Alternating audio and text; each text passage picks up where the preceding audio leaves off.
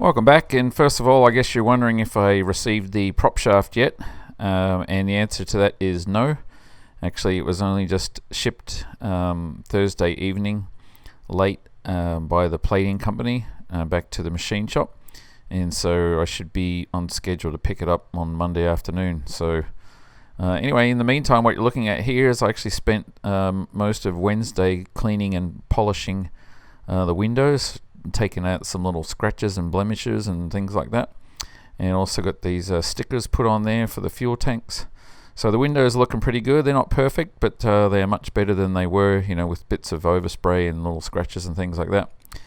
And so then the next thing I did was I wanted to see if I can improve on this elevator trim spring here. So what I did was, you can actually see I've moved it over a little bit so it's in line with the actuator. I also put some grease there on the spring, and so now it's actually much quieter and it works better, and it's not sort of just crossed a little bit like it was. You can see the other holes that were there from previous attempts in that torque tube for where that was bolted. So anyway, that's working much better now, and we'll just see how it is in flight testing.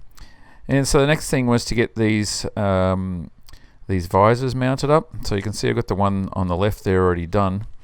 And I was actually been thinking for the last almost 2 years that I was going to have to make these spindles on the lathe that were shorter than the ones that came with it. But the ones that came with it were adjustable, and that you could have them, directly straight pointed out from where they were bolted, or you could sort of move them anywhere to 90 degrees from where they are mounted.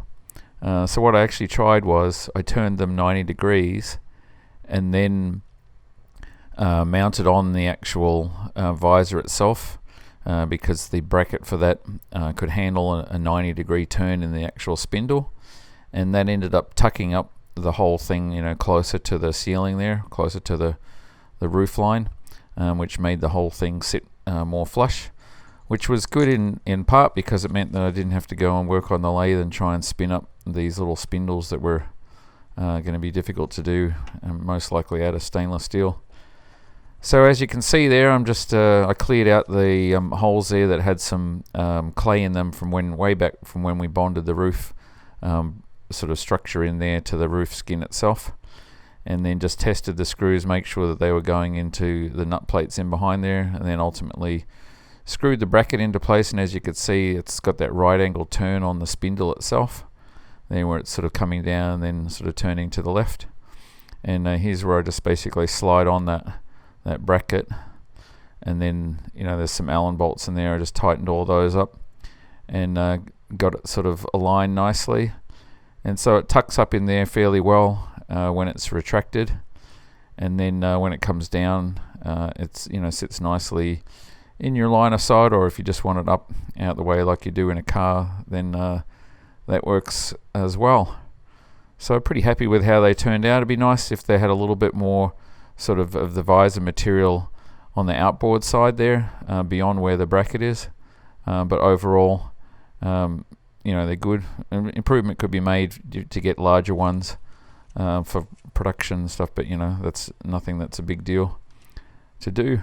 So anyway, got those ones done, and they look pretty nice and fit in there fairly well.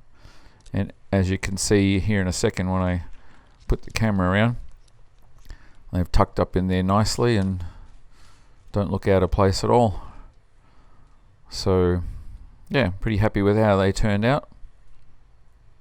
And you can probably see there how clean the windows look. And as I said, there's still a few little scratches that I didn't want to try and take out because they just end up going too deep. I did that once before and wasn't a good plan. Sometimes you're just better off to leave them there.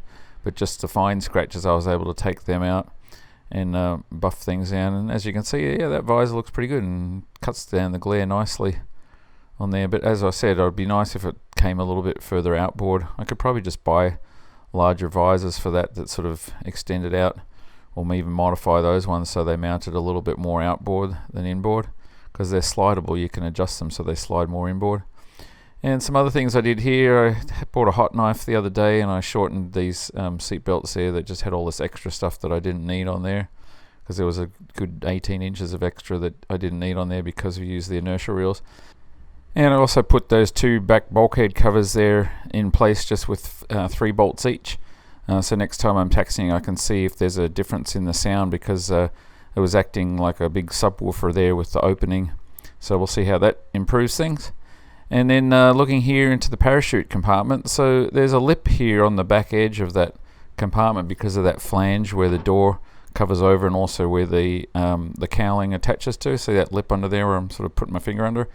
And my worry there was if the parachute deployed that it would get stuck or caught underneath that lip. So I'd cut out this bit of flat stock that we had left over and made kind of just like a nice panel in there that would fit nicely in there. And the job was to basically just bond that top edge there onto that flange, so there's no longer a lip under there, and if the parachute deploys, it'll just slide out nicely. So I'm just going to bond that in place with some of that 2-part epoxy stuff that we have in the tube.